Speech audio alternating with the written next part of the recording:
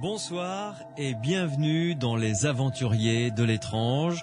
Ce soir, je vous emmène via Sud Radio sur une île du Pacifique, une île chargée de mystères non élucidés depuis des siècles. Je vous emmène sur l'île de Pâques.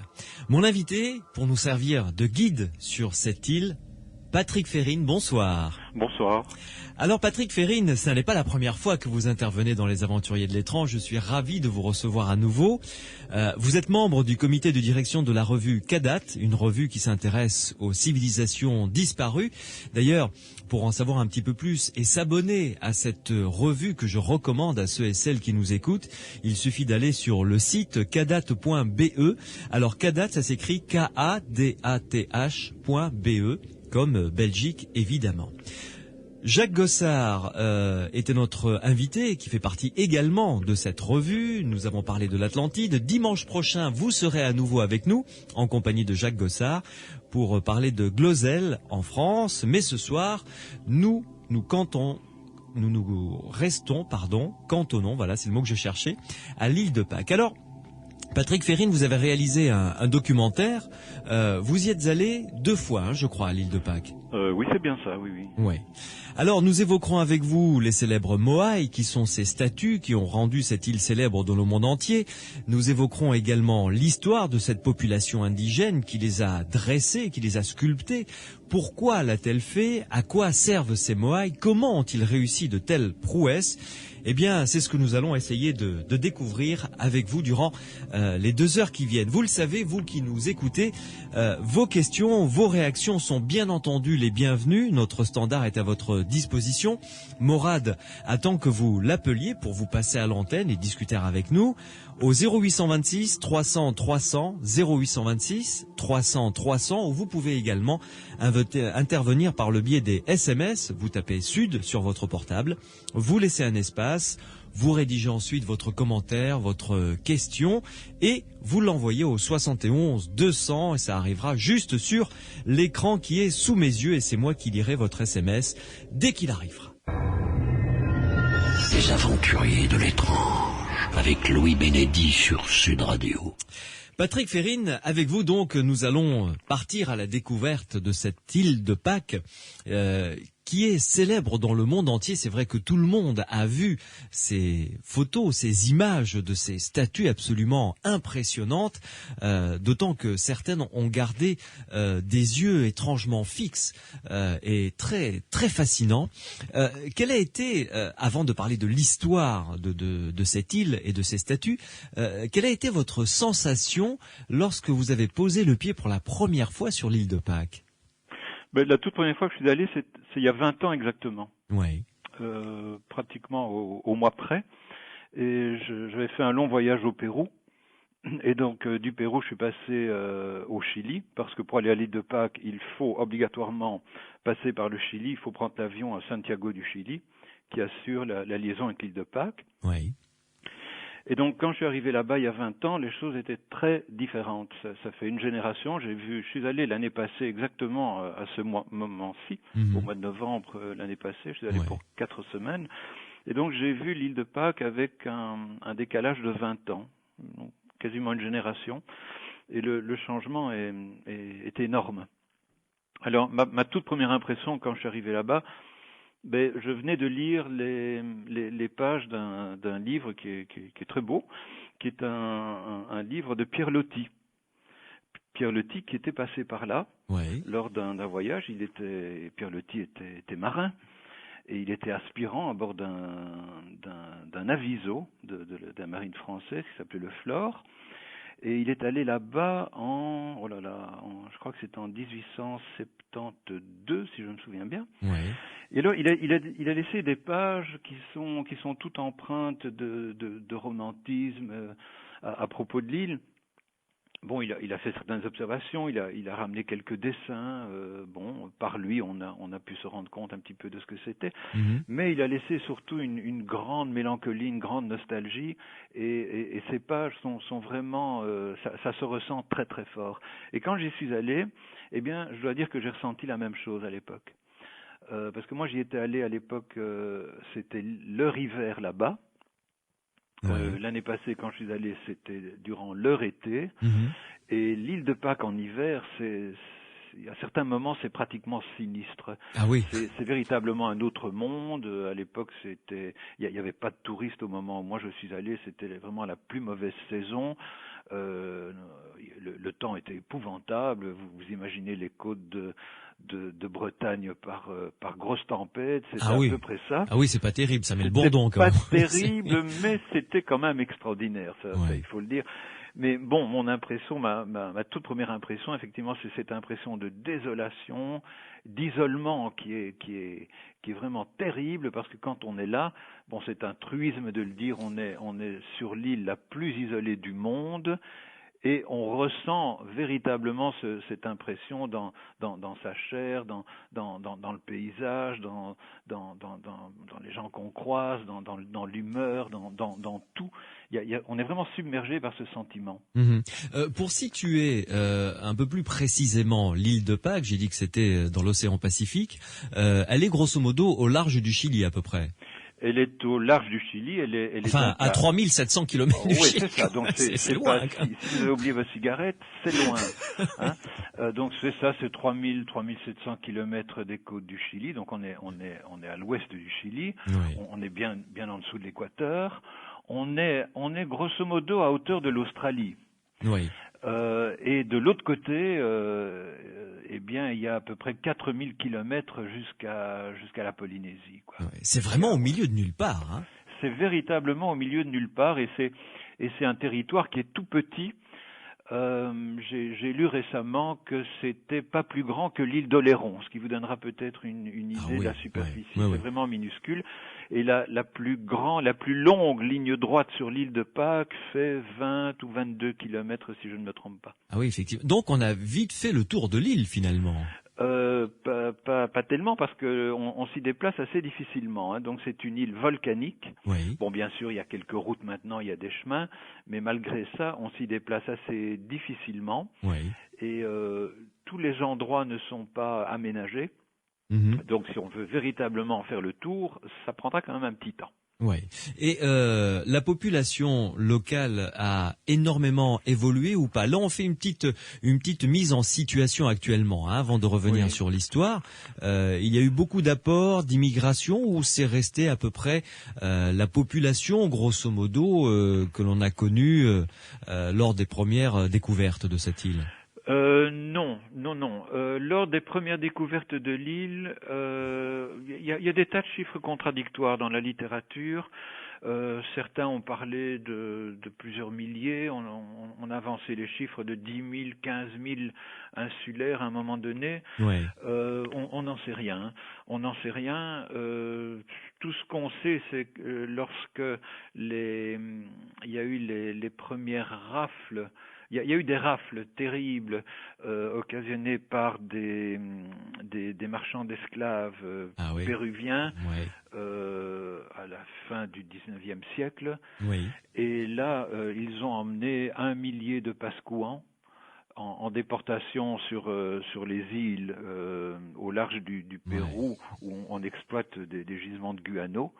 Et très très peu en sont revenus. Quelques centaines à peine sont revenus. Non, je crois que c'est une centaine à peine sont revenus. Et puis quand ils sont arrivés là-bas, ils ont filé des maladies et la lèpre aux quelques survivants. Donc, au début du siècle, je sais que au début du XXe siècle, la population à l'île était véritablement extrêmement réduite. On parle d'1 millier de survivants. Ah oui, c'est considérable. C'est dramatique, génocide, c'est véritablement dramatique. C'est une histoire vraiment dramatique, l'histoire de l'île de Pâques à différentes époques. Et maintenant, on peut compter sur 2500 Pascouans à peu près. On parle parfois d'un petit peu plus, mais c'est une population, les vrais Pascouans de souche à l'heure actuelle, bien, ils commencent à devenir minoritaires, et il y a beaucoup d'apports de la Polynésie et du Chili, bien entendu. Oui, bien sûr. Vous restez avec nous, Patrick Ferrine, une première pause, et ensuite on se retrouve pour rentrer dans l'histoire de cette île qui a été découverte il y a fort longtemps par un flibustier. C'était un flibustier, vous me confirmerez ça tout à l'heure, du nom d'Edward Davis, paraît-il, qui en 1697 a découvert cette île perdue au milieu de nulle part. Et ensuite, nous parlerons de ces statues qui posent encore au monde scientifique énormément de questions. Les aventuriers de l'étrange, avec Louis Bénédy sur Sud Radio. Avec mon invité Patrick Ferrine, qui est en direct avec nous depuis la Belgique et qui fait partie du comité de direction de la revue Kadat, une revue qui s'intéresse aux civilisations disparues. Et nous avons traité notamment avec un autre membre de cette revue, de l'Atlantide. Nous parlerons dimanche prochain avec Patrick Ferrine, mon invité de ce soir, et Jacques Gossard de Glosel. Je ne vous en dis pas plus, c'est un site archéologique qui se situe en France, qui est des plus passionnants.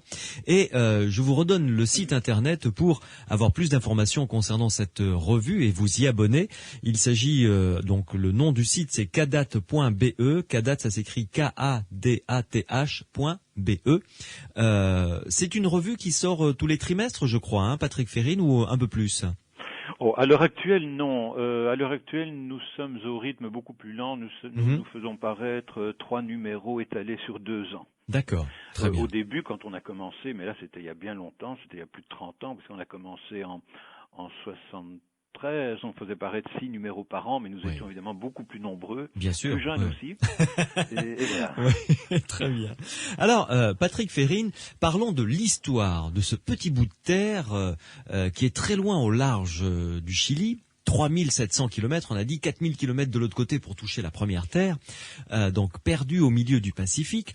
Quand a-t-elle été découverte et par qui pour la première fois? Oui. Oui, comme vous l'avez dit, elle n'a pas été vraiment découverte par Davis. Je crois qu'il l'a aperçue. Il est passé au large, mais bon, on n'en sait pas tellement plus. Elle a véritablement été découverte. On peut en attribuer la découverte à un Hollandais, un navigateur hollandais qui s'appelait Jacob Roggeveen, et qu'il l'a découverte en 1722, exactement le jour de Pâques. D'où l'explication de l'île de Pâques. Que l'île porte ce nom, évidemment. Oui. Et alors, quelle a été son histoire à cette île? Parce que quand ce marin a posé le pied sur cette île, je suppose qu'il a dû être étonné par l'existence déjà de ces statues. Oui, bien sûr, oui, comme tous ceux qui ont suivi d'ailleurs, et ils sont très nombreux. Et bien sûr, ce qui leur a posé problème, je vais dire, c'est que ils ont trouvé là une population qui déjà était en voie de, comment dirais-je, dont la culture s'éteignait et était en très mauvais état. Déjà en 1722, déjà à ce moment-là, oui, déjà à ce moment-là. Les statues, beaucoup de statues avaient été renversées. L'île connaissait des secousses parce qu'il y avait beaucoup de guerres entre les clans. L'île était partagée entre une série de clans. Pourtant une petite île, hein. Une petite île, vous l'avez dit, sûr. pourtant. Oui, tout à fait. Et lorsqu'ils sont arrivés là, ils n'ont plus vu d'arbres, ils n'ont plus vu de bois.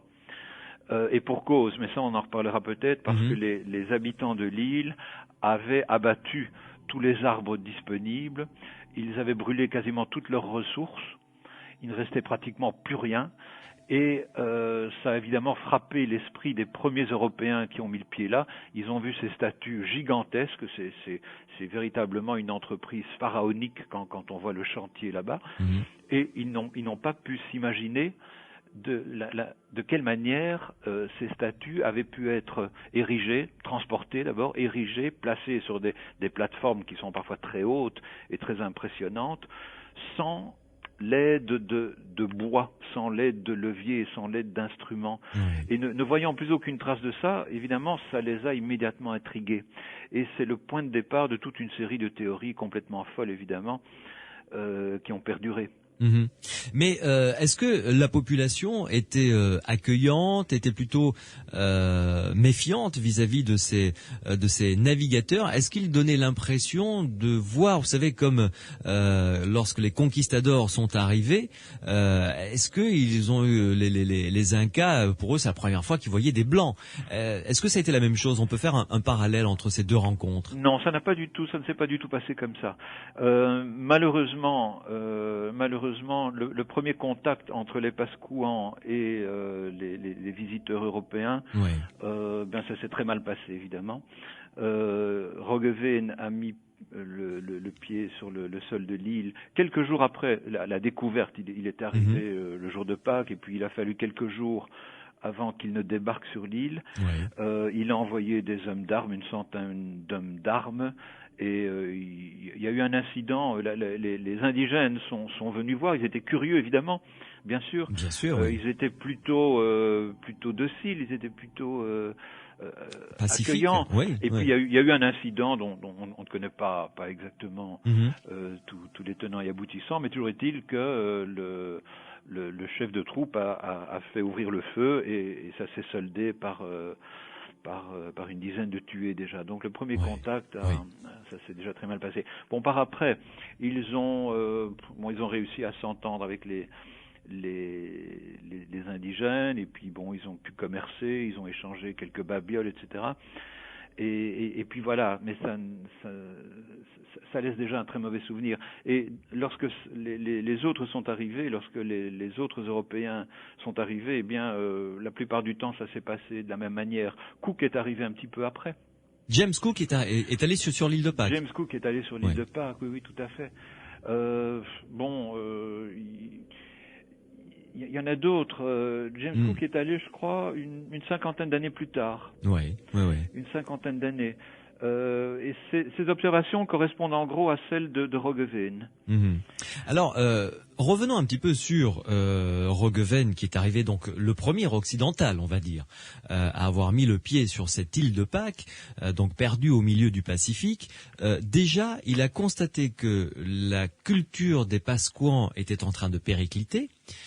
Donc ça veut dire que quand même elle était largement antérieure à l'arrivée donc de Roggeveen, parce qu'une culture ne périclite pas comme ça du jour au lendemain. Ça se fait quand même sur plusieurs générations, j'imagine. Et les statues étaient déjà en mauvais état, donc on peut dire qu'elles étaient déjà bien anciennes. Oui, c'est-à-dire que c'était leur impression. Lorsqu'ils ont vu ce qu'ils ont pris pour un décalage entre les vestiges qui gisaient là, qui étaient impressionnants, et la population qu'ils ont rencontrée, ils se sont dit pratiquement automatiquement que ces vestiges ne pouvaient pas être le fait de cette population. Donc ces vestiges, pour eux, remontaient à des temps bien plus anciens. Et probablement, dans leur esprit, à une autre population qui devait être brillante et qui n'avait peut-être aucun rapport avec les pauvres indigènes, pauvres entre guillemets, bien sûr, les misérables indigènes qu'ils voyaient là. Oui, il pensait qu'il y avait eu une civilisation qui a dû être florissante et ensuite qui s'est dégradée petit à petit. Leur schéma, c'était à peu près ça, quoi. C'était à peu près ça, oui. C'était à peu près ça. Alors, parlons un petit peu quand même de ces Moai, parce que c'est comme ça qu'on les appelle, hein. Oui, c'est bien ça. Voilà. Oui. Alors, ces statues, ce sont donc, ça s'appelle des Moai. Décrivez-nous une statue. Ça ressemble à quoi visuellement, et donnez-nous quelques chiffres pour que l'on comprenne bien l'importance, ce qui rend ce dossier tout à fait passionnant. Alors disons que sur cette île qui est quand même microscopique, l'île est ceinturée de Moai. Il y en a tout autour de l'île. Les Moai, on en a recensé pratiquement 1 millier à l'heure actuelle. Ah oui, quand même. Pratiquement. Oui. Il existe un recensement d'une archéologue américaine qui s'appelle Johann van Tilburg, et qui, elle, en a répertorié, je crois, un peu plus de près de 900. Mais depuis, on en a encore trouvé d'autres, donc je crois qu'on va atteindre bientôt le chiffre du millier de Moai, de statues. Elles sont de grandeur et de taille différentes, bien entendu. Il y en a de fort petites, il y en a qui mesurent à peine 1 mètre, et puis il y en a d'autres qui dépassent les 20 mètres. Avec une moyenne qui va tourner peut-être à 7-8 mètres et quelques grandes à 10-12 mètres par là. Ces statues sont placées sur des plateformes cérémonielles, disons, des grandes plateformes en pierre, dont on a répertorié à peu près, je crois, 300 aous. On appelle ça des aous. Ce sont donc les plateformes cérémonielles. Oui. On est près de 300 aous, sachant que beaucoup ont été détruits, bien sûr. D'autres se sont abîmés dans la mer parce que il y a des endroits où des raz-de-marée ont emporté du terrain, etc. Oui. Mais on peut estimer que l'île était véritablement ceinturée d'aous et de moailles. Ça devait faire une forte impression quand même, j'imagine, quand on regardait depuis un bateau en arrivant avec sa longue vue, on regardait le profil de l'île, voir toutes ces silhouettes, ça devait faire un sacré choc. Pour peu que les statues aient encore été debout à ce moment-là. Oui, effectivement. Ce qui n'est pas le cas. D'accord. Ce qui n'est pas toujours le cas. Ouais. On possède certaines gravures fort anciennes, donc des dessinateurs qui ont participé aux toutes premières expéditions européennes là-bas, ont laissé des croquis, des dessins où on voit parfois encore des aous avec quelques statues redressées. Et puis, à l'arrière-plan, on voit très bien que les statues sont écroulées. Alors, ces statues étaient-elles réellement redressées lorsque ces premiers arrivants les ont vues, ou bien est-ce une licence d'artistes? On ne sait pas trop. C'est possible qu'il y en ait encore eu quelques-unes redressées. Mais alors, pour terminer le question visuelle, je dirais, de ces moailles, qu'est-ce qu'ils représentent? Enfin, du moins, un visage seulement, un tronc, est-ce qu'il y a des bras, est-ce qu'il y a des mains, c'est comment? Alors, l'image d'Épinal de la statue de l'île de Pâques, c'est un visage très allongé, avec un nez fort aquilin, un regard, pour peu qu'on l'imagine, qui doit être méprisant, et une moue des lèvres qui a l'air dédaigneuse. Alors, le visage est très allongé, les lobes des oreilles sont distendus et pendent de chaque côté de la statue. Oui. Et puis il y a un tronc, ce sont des grands cul-de-jatte, il n'y a pas de jambes. C'est un tronc, ça s'arrête à peu près au niveau du sexe, sous le nombril. Les bras sont placés le long du corps, sur la plupart des statues, c'est un peu le schéma habituel. Et puis les mains viennent se rejoindre à hauteur du nombril ou un peu en dessous du nombril et montrent de longs ongles qui se rejoignent au centre de l'abdomen là. Ces statues sont fichées en terre sur les flancs d'un volcan qui est le volcan Carrière. C'est donc à un des bouts de l'île. C'est une île triangulaire. Disons qu'il y a 3 grands volcans. Il y a un grand volcan à chaque extrémité du triangle de l'île. Et puis, disons qu'à l'est de l'île, il y a un des volcans. Ce n'est pas le volcan qui est au bout de l'île, mais c'est un des grands volcans de l'île qui s'appelle le Rano Raraku, qui est la grande carrière où on taillait les statues. Au pied de ce volcan gisent une série de moailles qui sont fichées en terre maintenant, mais on les a redressées. C'est relativement récent. Ils gisaient couchés lorsque les premières expéditions sont arrivées, les premiers archéologues sont arrivés. Et puis, sur le flanc extérieur et sur le flanc intérieur du volcan, eh bien là, c'est vraiment la grande carrière, c'est le grand chantier. Il y a toute une série de moailles, il y en a à peu près 300, je crois, qui sont là en attente. Ah oui, d'être dressés sur le site auquel ils étaient destinés, en fait. Oui, c'est ça. C'est-à-dire, il y en a une partie qui sont donc dressés, qui sont fichés en terre, si vous voulez. Donc, certains étaient même enterrés jusqu'au cou, d'autres jusqu'au front, d'autres étaient même complètement ensevelis. Et maintenant, on les a replacés de façon à ce qu'on puisse les voir et qu'ils se dressent d'une façon un peu majestueuse. Mais là, c'est un peu pour le tourisme. Et puis, donc, il y a une partie de ces 300 moailles qui est toujours attachée à la carrière, qui sont donc, on les a dégagées. On peut circuler autour, si vous voulez. Mais ils ne sont pas encore détachés. Pour ça, il faudrait creuser encore en dessous. Et certains sont en voie d'achèvement, parce qu'on pense que le chantier a été interrompu d'une manière assez brutale, parce qu'il y a véritablement à l'intérieur du volcan un moaille qui gît sur une sorte de quille qui se trouve dans le dos et qui est une véritable arête dorsale. Il suffirait de peut-être encore quelques heures de travail de pour travail le terminer, à coup de burin de basalte, oui. Et on pourrait le détacher véritablement du sol de la carrière. Oui. Alors, beaucoup de questions se posent évidemment à partir de ce moment de notre enquête sur ce dossier des statues de l'île de Pâques. La première, c'est comment ont-ils fait pour réaliser ce travail absolument pharaonique, vous le disiez Patrick Férine, vu les dimensions des statues et leur poids, et enfin, qu'est-ce qui les a poussés à fabriquer ce genre de statues et que représentait-elle ou que représente-t-elle encore aujourd'hui? Nous allons étudier toutes ces questions les unes après les autres juste après cette pause sur Sud Radio. Je vous rappelle que si vous voulez nous envoyer vos SMS, vous pouvez, vous tapez Sud sur votre portable, vous laissez un espace, votre commentaire, votre réaction et vous envoyez le tout au 71 200. D'ailleurs, on a reçu un SMS de Sophie qui nous dit merci Louis pour ces émissions passionnantes, merci.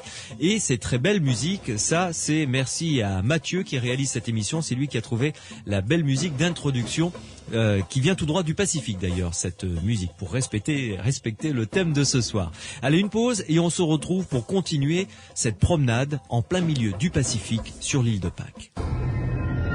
Les aventuriers de l'étrange, avec Louis Bénédy sur Sud Radio. Ce soir, nous sommes sur un petit bout de terre au milieu de l'océan Pacifique, au milieu de nulle part, comme nous l'avons dit avec mon invité Patrick Férine. Nous sommes sur l'île de Pâques et nous vous suivons, Patrick, à travers une promenade tout autour de cette île pour découvrir, entre autres, ces moaïs, ces statues que vous nous avez décrites tout à l'heure. Et là, vous nous avez amené à un bout de l'île, à une carrière qui est à flanc d'un volcan où tous les moaïs ont été sculptés, dégagés. Certains d'entre eux sont encore d'ailleurs en cours d'achèvement. Et vous nous l'avez bien précisé, on dirait que le chantier a été abandonné du jour au lendemain. C'est l'impression que ça donne, effectivement. Ouais. Oui. Ouais.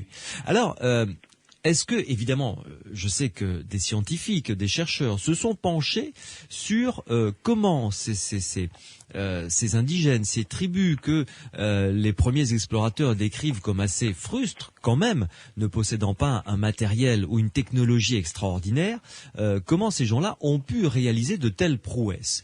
Alors, par quel bout voulez-vous que l'on prenne ce dossier fort épineux? On pourrait peut-être commencer par dire ce que l'on pense que sont les statues. Oui. Que sont ces moaïs? C'est une question à laquelle on ne peut pas répondre avec une énorme précision. Ça reste du domaine de l'hypothèse, bien sûr. Mais l'interprétation, il y a plusieurs interprétations. Disons que la plus vraisemblable est que les moaïs représenteraient des ancêtres. Des chefs fameux de l'île, peut-être des rois, des personnalités de haut rang, qui ont marqué évidemment l'histoire de l'île. C'est une théorie qui s'appuie en partie sur les observations ramenées par Cook, qui avait noté que les statues portaient des noms qui était précédé du terme moaï et du mot moaï qui signifie en fait je crois que c'est lieu de sépulture. Ah, très bien, oui. Et les statues étaient également précédées du mot ariki. Ariki signifie chef. D'accord. C'est un nom qu'on retrouve ailleurs, et c'est un nom qu'on retrouve du côté de la Polynésie. Ouais. Il faut bien se dire que la population de l'île de Pâques, les Pasquans d'origine, viennent de Polynésie. Il y a eu des études ADN, je crois, qui ont été faites pour essayer de comprendre la provenance de ces indigènes. Voilà, alors tout porte à croire maintenant, on a longtemps hésité, tout porte à croire que les Polynésiens, que tout est polynésien à l'île de Pâques. Les Polynésiens ont colonisé l'île de Pâques, disons en gros, entre 800 et 1000 de notre ère. Oui. Bien s'il existe des dates, il existe peut-être des dates un peu plus plus avancé, mais on n'est pas très sûr. Là. Ouais. Tout ça reste encore à vérifier. Mais dites-moi, Patrick Férine, quand même... C'est bien d'origine polynésienne, tout ça. Parce que la Polynésie est un minimum entre 3 et 4 000 kilomètres, quand même. Tout à fait. C'est énorme, vous vous rendez compte, entre 800 et 1000 de notre ère, des marins capables de franchir des distances aussi colossales. Oui, seulement ce ne sont pas n'importe quels marins. Les Polynésiens étaient parmi les peuples anciens peut-être les plus fameux marins que l'histoire ait connus. C'était des navigateurs extraordinaires. Ils avaient des embarcations très performantes. Le trimaran, ça vient de là-bas. Oui. Nous n'avons rien inventé. Ils avaient de véritables vaisseaux qui pouvaient prendre la mer et qui pouvaient emporter un grand nombre de passagers. C'était des marins qui s'orientaient sur les étoiles. C'était des gens qui avaient véritablement une maîtrise de la mer. On les a appelés à un moment donné les Phéniciens. Du Pacifique. Ouais. Les Phéniciens qui étaient de grands navigateurs dans le monde antique, dans notre monde antique, eh bien leur équivalent se trouve là-bas dans le Pacifique. Oui, parce que c'est quand même une prouesse extraordinaire à cette époque-là de traverser un océan sur une distance de 3 à 4 000 kilomètres. C'est remarquable, ça tient de l'exploit, je dirais même. Ça tient de l'exploit, mais on se rend compte de plus en plus que les anciens ont accompli des exploits tout à fait extraordinaires. Oui. Notamment dans le domaine maritime. Notamment dans le domaine maritime, oui. On découvre tous les jours des choses tout à fait stupéfiantes. Oui. Alors, revenons donc à nos Moai, qui seraient donc, si j'ai bien compris ce que vous nous avez dit, des sépultures de chefs ou de rois, finalement. Oui, alors là, on n'en est pas vraiment sûr. C'est possible. C'est possible parce que, il est clair qu'on y a trouvé beaucoup d'ossements. Mais on ne peut pas affirmer que c'était le but premier de ces monuments. Ouais. Ils ont fini par servir de sépulture, disons plutôt ça.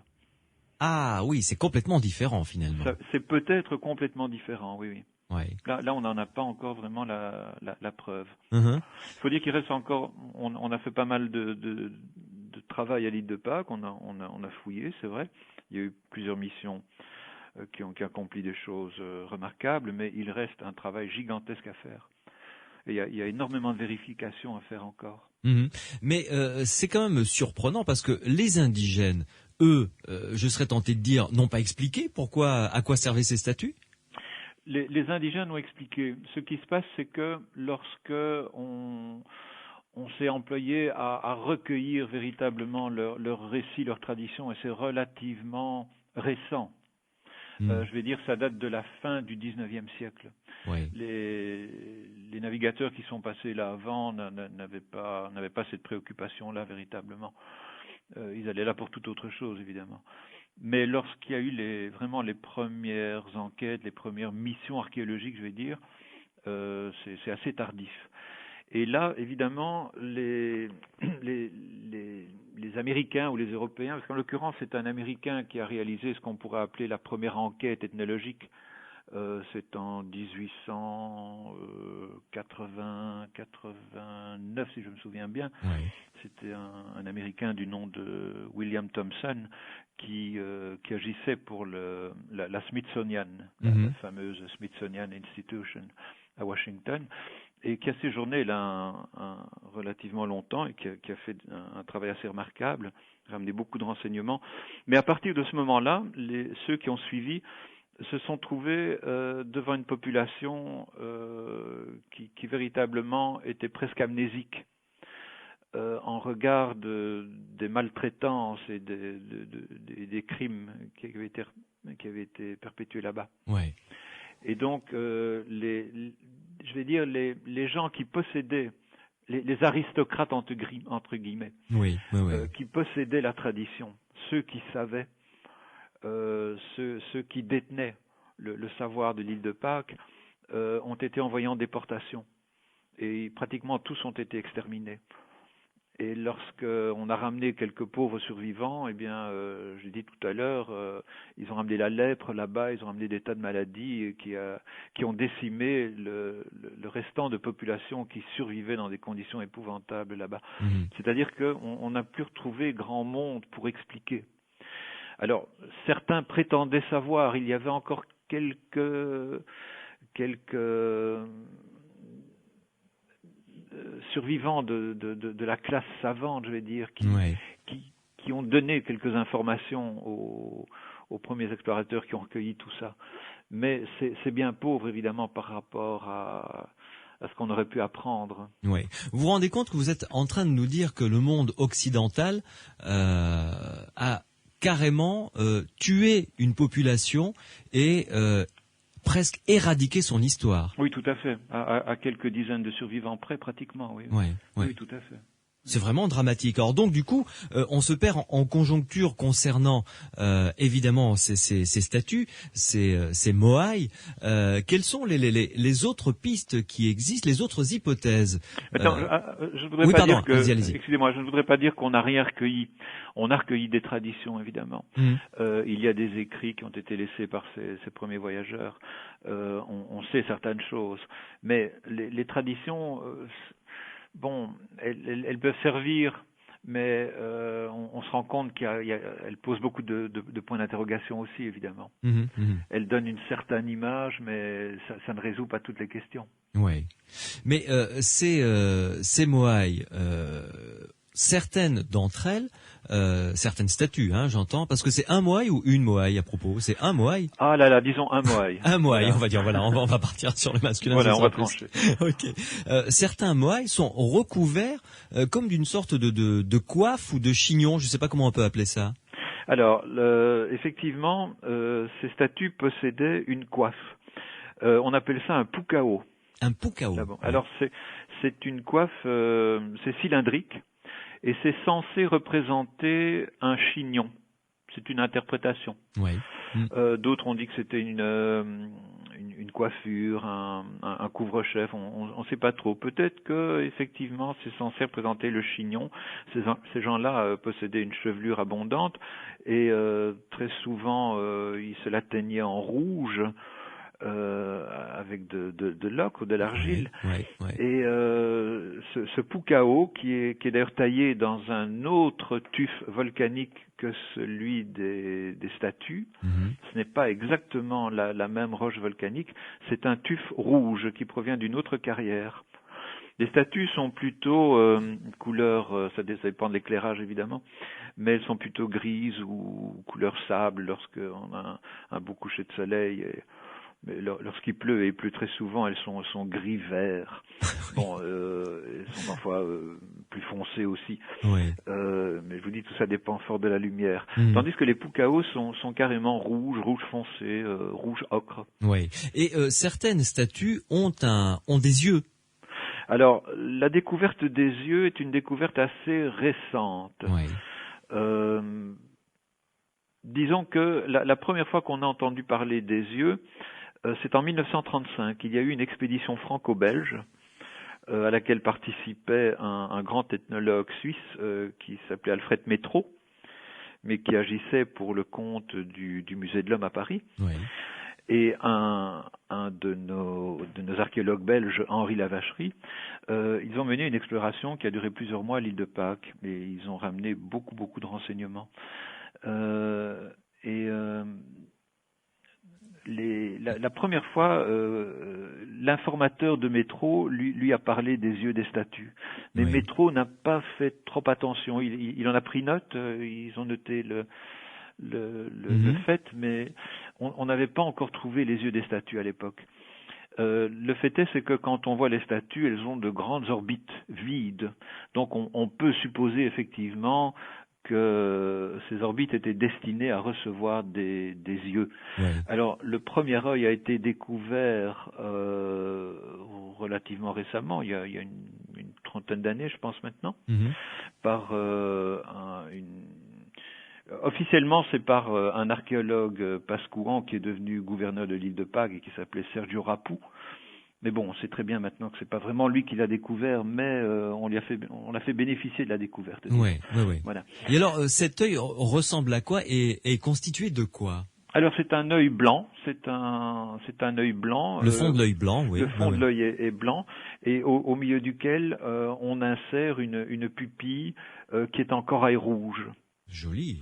Alors, c'est vrai qu'une fois que les yeux, maintenant on a fabriqué évidemment des répliques. Oui. On n'a trouvé qu'un seul œil, à peu près complet, disons au 4/5e complet. Oui.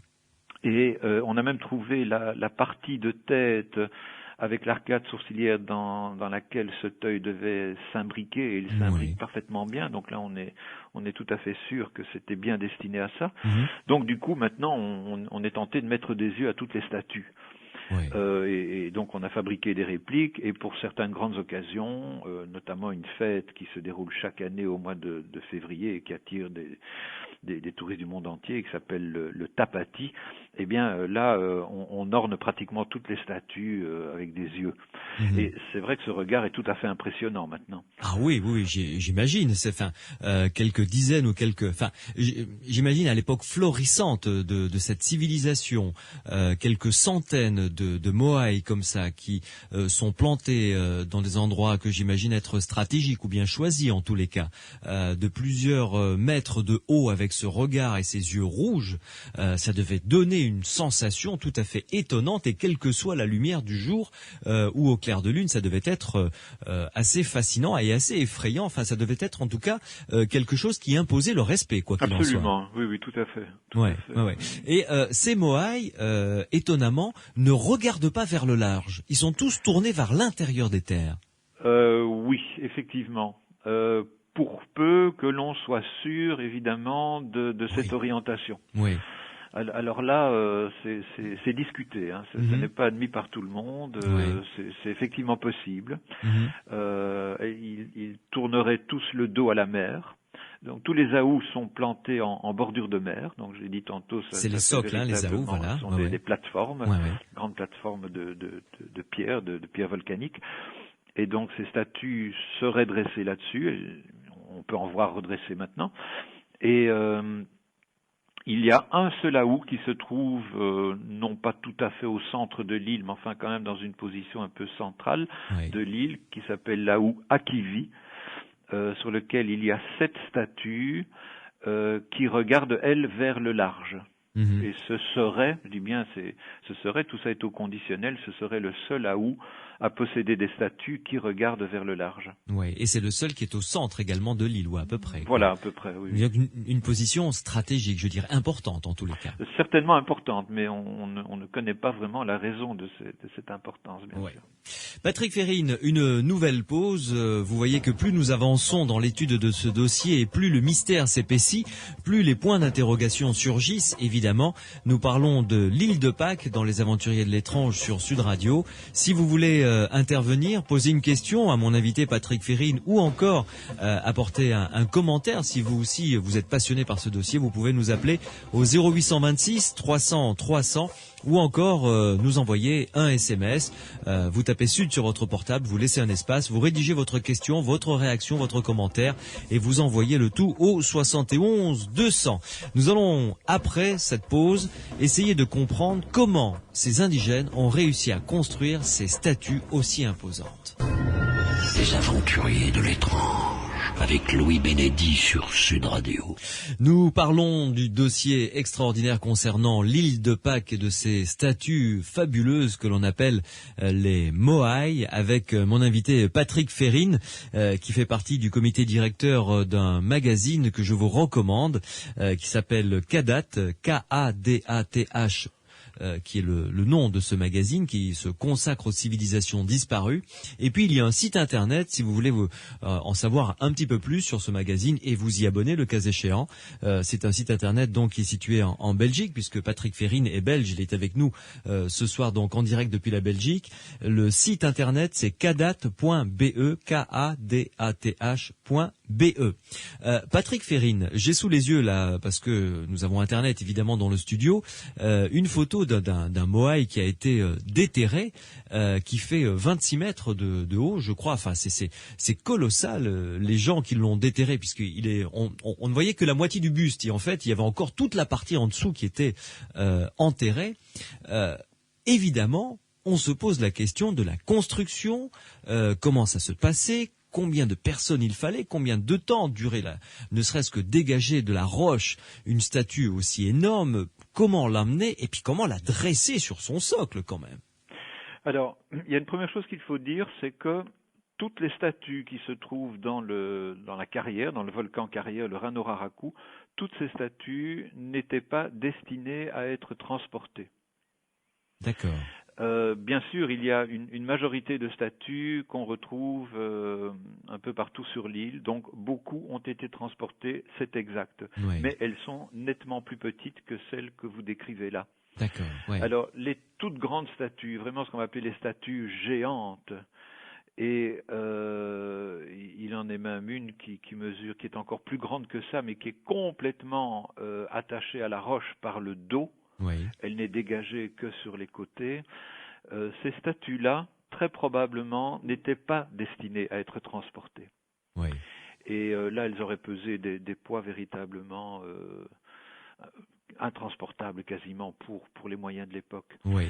Ces statues, un ordre de grandeur à peu près, une trentaine de mètres à peu près.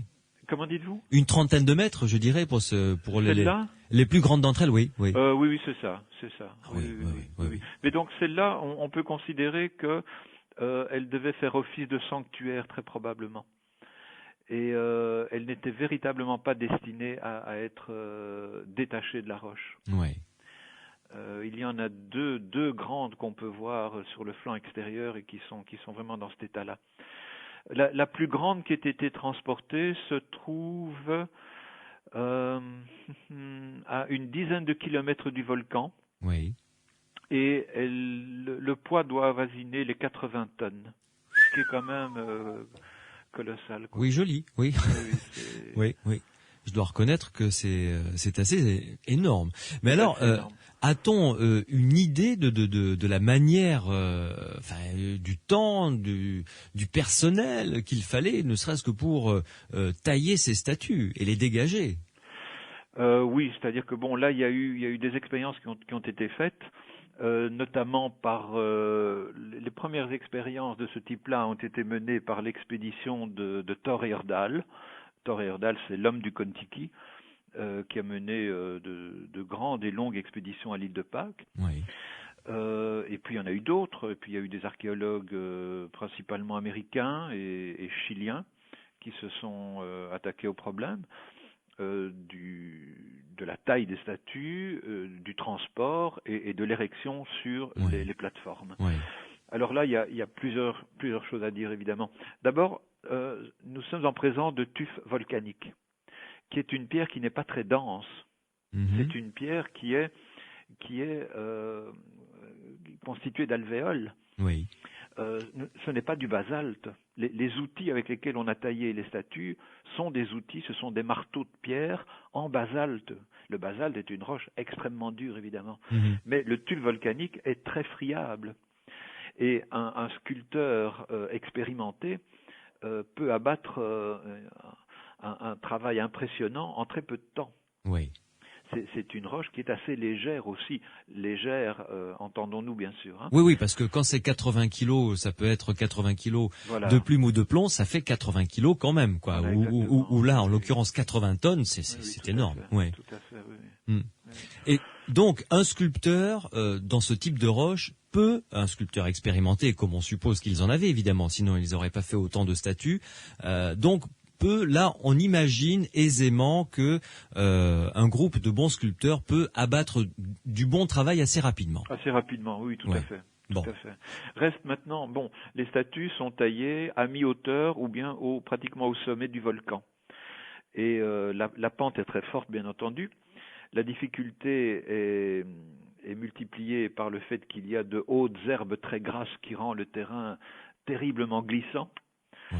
Et puis, on est sur un terrain volcanique, je le répète, donc on se coupe, on se pique partout, le terrain est terriblement accidenté. Donc, ils aménageaient évidemment des chaussées, des rampes pour descendre ces statues, et ils le faisaient vraisemblablement grâce à un système de poulies. On a retrouvé, c'est d'ailleurs un voyageur français, Francis Mazières, qui, je crois que c'est en 1960, son expédition date de 63, je crois, en 1963, a été un des premiers à décrire un système de treuil primitif qui se trouve au sommet du volcan Ranoraraku. Oui. Donc c'était une série de trous par lesquels on passait des liens constitués de végétaux évidemment. Il n'avait pas de câble, il n'avait pas de cordage bien sûr, donc il pressait. Oui. Et on passait ces liens dans cette série de trous qui faisaient office d'amarrage, si vous voulez, point d'appui, de point d'appui qui permettait de ralentir et de freiner la descente des statues. Oui. D'accord. Alors les statues arrivaient en bas, bien sûr, on espère en bon état. Oui. Lorsqu'une statue se brisait, et on est certain que beaucoup se sont brisées car elles ont été abandonnées, parce qu'il faut savoir que dans la mentalité polynésienne, à partir d'un moment où un objet est brisé, il est désacralisé. Donc très vraisemblablement, on l'abandonnait à ce moment-là. La statue perdait son aura, perdait son pouvoir, perdait sa magie, elle était abandonnée tout simplement. Donc là, on sait qu'il y a eu pas mal de rebut, ça se voit. Mais bon, il en reste encore pas mal à transporter. Alors le problème du transport, on a tout essayé, on a tout envisagé, on a tout essayé. Et je le répète, ce qui a frappé les premiers explorateurs, c'est le manque de bois. Il n'y avait plus un arbre sur l'île de Pâques, c'était un caillou nu qui était balayé par les vents, par les pluies, etc. Et bien sûr, ils se sont demandé comment a-t-on pu transporter et ériger de tels colosses sans l'aide de rondins de bois, car c'était la première solution à laquelle on avait pensé. Oui, évidemment, c'est celle qui vient à l'esprit le plus rapidement. Oui. Voilà. Alors, on sait maintenant, parce qu'il y a eu des travaux très poussés là-dessus au cours de la dernière décennie, au cours des 2 dernières décennies, on sait qu'il y avait de grandes forêts sur l'île de Pâques, on a retrouvé des échantillons, on a retrouvé, grâce à la palynologie, on a retrouvé tout ça. Il y avait même des arbres très impressionnants, des grands pins du Chili, qui pouvaient fournir tout le matériel nécessaire pour tout ça. Donc pour avoir des leviers, des madriers, des poutres, tout ce qu'il fallait. Ils avaient ce matériau à disposition. Et donc on a tenté toute une série d'expériences. Alors il y a une tradition sur l'île qui a été recueillie il y a déjà assez longtemps, et de vieux Pascouans disaient que les statues marchaient, se déplaçaient en marchant. Joli, et elles se déplaçaient grâce à l'énergie du mana, ce qu'on appelle le mana. Oui. Donc l'énergie mentale. L'énergie mentale, si vous voulez, ce qui a fait fantasmer pas mal de gens. Bien sûr, on a parlé de lévitation, on a parlé on a parlé de champs magnétiques très très importants à l'île de Pâques. Bon, Mazières est un petit peu responsable. Là, c'était un monsieur passionnant, Mazières. Moi, j'ai bien connu. C'était un bonhomme extraordinaire, mais c'était un grand romantique, c'était un grand rêveur aussi, et il s'est un petit peu emballé à certains moments. Mais on a parlé de tout ça, et ce sont des choses qui traînent dans une certaine littérature. Bon, il y a même l'hypothèse extraterrestre également. Oui, mais bien sûr, l'hypothèse extraterrestre, on la retrouve partout. Je vous l'accorde. Voilà. Heureusement qu'on a des documents qui concernent la construction de la Tour Eiffel, sinon les extraterrestres seraient probablement responsables aussi. Bon. Donc, exit les extraterrestres à l'île de Pâques. Très bien. Ce sont des monuments faits pour des hommes, par des hommes. Voilà. Et donc, ils l'ont fait. Tout ce qu'on peut dire, c'est qu'ils l'ont fait. C'était des gens très ingénieux. Ils ont utilisé les ressources dont ils disposaient, et ils ont accompli de véritables prouesses. Évidemment, quand on voit ça maintenant, on se retrouve au pied d'un colosse comme ça, on se dit, mince, c'est pas une petite affaire, évidemment, c'est bien clair. Donc, mais ils ont réussi. Alors, l'hypothèse la plus vraisemblable, elle tient la route, c'est que, effectivement, peut-être que ces colosses, on les redressait. On avait évidemment auparavant aménagé une chaussée relativement plane, je vais dire, et ces colosses, on les déplaçait à l'aide de grands cordages, de longs cordages, et on les faisait tournoyer sur eux-mêmes. Un petit peu de la manière dont vous déplaceriez un frigidaire dans votre cuisine. Oui, c'est-à-dire par un coup comme ça. Vous n'allez pas le coucher sur des madriers et le traîner.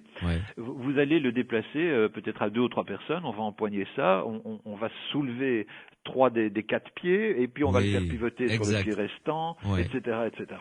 Donc, ça a été réalisé.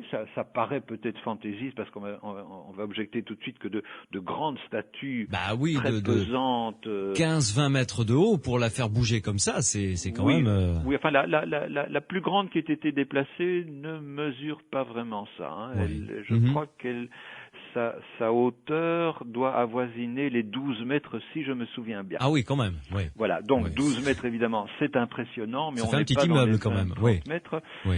Il n'empêche que, bon, c'est faisable. Ça a été réalisé par plusieurs ingénieurs, par plusieurs archéologues. C'est ce qui fait dire aux anciens, donc, ça corrobore cette phrase poétique, les statues marchaient. Voilà. Donc elle donnait l'impression de marcher, vraiment. Elle donnait l'impression de marcher. Effectivement, bon, il y a dû y avoir des échecs, bien sûr, parce que à certains moments, des statues ont dû tomber. J'imagine, oui. Voilà, oui. C'était quand même une entreprise très hasardeuse, mais c'est tout à fait réalisable. Et alors, il les déplaçait donc debout, et ensuite pour les mettre sur, comment vous appelez ça, sur les aous, sur les plateformes. Sur les plateformes. Oui. Là, franchement. Alors maintenant, on ne peut pas jurer non plus que toutes les statues ont été déplacées de cette manière-là. Il est plus que probable que ce mode de déplacement ait été adopté pour certaines statues et peut-être qu'un autre mode, combiné avec un autre mode de transport aussi. On a peut-être utilisé différentes méthodes. Oui. C'est selon le terrain, parce que le terrain n'est pas identique partout. Il y a des endroits, donc quand on est au pied du Rano-Raraku, il y a des pentes très fortes évidemment, il y a des dénivellations importantes, oui. Et puis à d'autres endroits, il y a de véritables ravins, il va falloir passer là au-dessus, et alors là évidemment se posent d'autres questions bien sûr, et puis on va se retrouver en bord de mer, où là c'est rempli de galets, même si on aménage des rampes, il y a quand même des blocs de rochers qui sont impressionnants et qu'on n'a certainement pas déplacés à ce moment-là. Donc on a dû très vraisemblablement utiliser des modes de transport différents à certains moments, à certaines occasions. Oui, mais point de mana ou d'énergie mentale particulière. Pas que je sache, non. Ou alors en tout cas ça reste à démontrer. Oui, je vous sens très sceptique sur ce coup, hein. Quand même, oui. Quand même, plutôt. Alors arrivé au pied de la plateforme, au pied de l'août. De cet août, oui. De cet août qui est parfois, parfois il n'est pas très élevé, mais parfois il fait 2-3 mètres de hauteur et parfois même davantage à certains endroits. Parce qu'il est véritablement en bordure de mer, le dos de la houe est véritablement en bordure de mer, et c'est là s'il y a chute, eh bien vous vous retrouvez 10-15 mètres plus bas peut-être, et voire davantage à certains endroits. Et là c'est mort, c'est foutu. Ouais. Bien sûr. Alors là, très probablement un système de rampes faites de blocs de pierre. Et le tout complété par des rondins, des troncs, et peut-être de la patate douce ou des herbes mouillées pour augmenter pour diminuer le frottement, etc. Ouais. Et puis bon, là, de l'huile de bras bien sûr, et de bons ingénieurs. Ouais. Mais ils y sont arrivés en tout cas. Mais alors, on va faire une pause, Patrick Férine, et après, savoir ce qu'est devenue cette civilisation, parce que visiblement, celle qui a été découverte par Jacob Regeven en 1722 n'avait pas l'air d'être en état de réaliser de telles prouesses technologiques. Donc, que sait-on de l'histoire de cette civilisation avant qu'il n'ait été découvert par les Occidentaux, entre guillemets? Et puis, est-ce qu'on a réussi à dater à peu près ces Moaïs pour avoir une idée de leur évolution dans le temps? Vous restez avec nous sur Sud Radio dans Les Aventuriers de l'étrange. On se retrouve dans quelques instants pour continuer à explorer ce dossier mystérieux et passionnant de l'île de Pâques. Les Aventuriers de l'étrange avec Louis Bénédy sur Sud Radio. Nous sommes quelque part au milieu du Pacifique, et là vraiment pour le coup au milieu du Pacifique, ou presque, sur l'île de Pâques, une toute petite île qui fait à peine 118 km². Patrick Férine, mon invité, qui s'y est rendu 2 fois, qui a réalisé un documentaire d'ailleurs sur l'île de Pâques, nous a même précisé que la plus grande ligne droite sur cette île fait à peine une vingtaine de kilomètres de long. Nous parlons des Moaïs, de ces statues qui peuvent peser jusqu'à plusieurs tonnes, 80 tonnes pour la plus lourde, qui peuvent mesurer très haut. Certaines font quelques mètres de haut à peine, pour certaines qui font presque 30 mètres de haut. Et Patrick Férine, c'est toutes les hypothèses que vous nous avez évoquées concernant le déplacement et la mise en place de ces statues est finalement maintenant quasiment connue. Je veux dire, la communauté scientifique s'accorde pour dire que il y avait de l'ingéniosité, il y avait évidemment beaucoup de travail, mais que c'était faisable. Oui, là, je crois que c'est indéniable. Oui, tout à fait. Ouais. Et alors, est-ce que on a quand même réussi un peu, ou tenté de réussir à comprendre l'utilisation de ces moaïs, parce que ça a nécessité, je l'imagine, énormément de main-d'œuvre, de travail. Des hommes ont dû y consacrer, si ce n'est leur vie entière, du moins une grande partie de leur vie à l'érection de ces statues. Et on ne fait pas ça pour rien. On ne fait pas ça pour rien, effectivement. On ne fait pas ça pour rien. Bon, il faut savoir que dans la Polynésie, et principalement du côté des Tuamotu par là-bas, c'est une tradition. C'est-à-dire qu'il y a des plateformes, là-bas c'est rectangulaire, qui sont des sanctuaires. Et ça s'appelle d'ailleurs, ça porte le même nom qu'à l'île de Pâques, ça s'appelle des aous. Sur les toits. Ah oui, il y a vraiment cette similitude. Donc, oui, il y a vraiment cette similitude. Voilà. Oui. Et donc, on parle des Tuamotu, on parle des îles Marquises, etc., qui sont des lieux qui ont de nombreux points communs avec l'île de Pâques, évidemment. Et là, on trouve donc des marae. Ce sont des sanctuaires, ce sont des grandes plateformes. Ce sont des hôtels. Sont des hôtels, si vous voulez, voilà, sont des hôtels qui portent des dalles, quelquefois des statues de pierre, bien sûr, et qui représentent sont les insignes de la chefferie. Ça représente évidemment, ça peut représenter le chef lui-même. Oui. C'est là que les chefs allaient consulter les dieux peut-être. C'est là que les chefs se réunissaient, c'est là qu'avait lieu toute une série de cultes. Et donc ces plateformes sont de véritables sanctuaires. Et ces dalles ont parfois un visage, une forme humaine. Oui. D'autres ont véritablement une silhouette tout à fait anthropomorphe. Et ça s'appelle des tilles là-bas. C'est un mot par lequel les Tahitiens et les Marquisiens désignent une image humaine. Oui. Bon. La stèle la plus importante qui se trouve sur un marae, ça s'appelle le tapao ariki. Ça veut dire c'est le signe du chef. Et le mot ariki que l'on retrouve également accolé moai ariki, oui. Voilà, et qui signifierait le roi. Alors, il est possible effectivement que ces statues représentent les différents rois de l'île de Pâques. Oui. Donc, il y en a eu toute une série. Chaque, si ce n'est pas un roi, c'est un chef de clan. Oui. Ou en tout cas un personnage extrêmement important. On ne peut pas encore affirmer à l'heure actuelle que les 900 statues de l'île de Pâques représentent un roi de l'île de Pâques. C'est du domaine de l'hypothèse. Il y en a peut-être qui représentent des rois, il y en a peut-être qui représentent d'autres personnages. Ça, on ne le sait pas. Oui, mais en revanche, on n'a aucune idée du culte, parce que c'était vraisemblablement un lieu cultuel, évidemment, un lieu sacré, un sanctuaire. C'était un lieu sacré. Encore une fois, si on se reporte aux tout premiers explorateurs européens, donc je parle de Roggeveen, je parle de Cook, oui. La Pérouse y est allée aussi.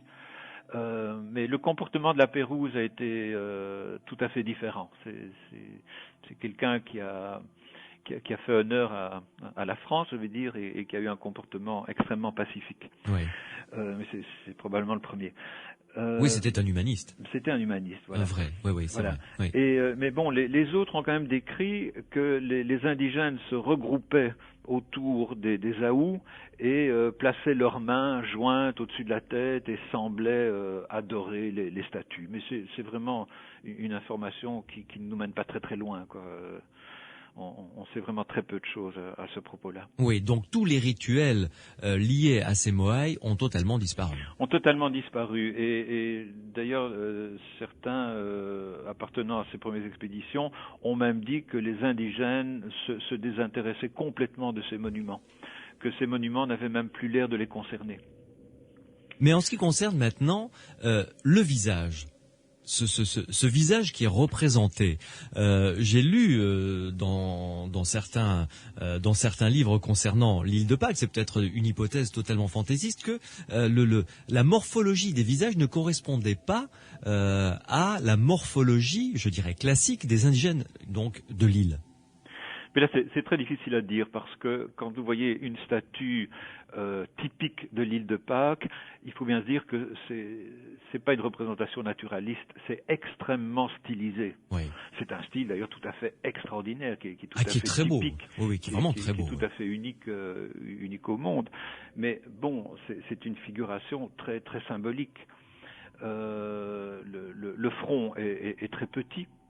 Le nez est gigantesque, les oreilles sont démesurées, le menton est un peu prognate, très, très proéminent, la moue est vraiment dédaigneuse, c'est l'expression qu'on emploie par excellence.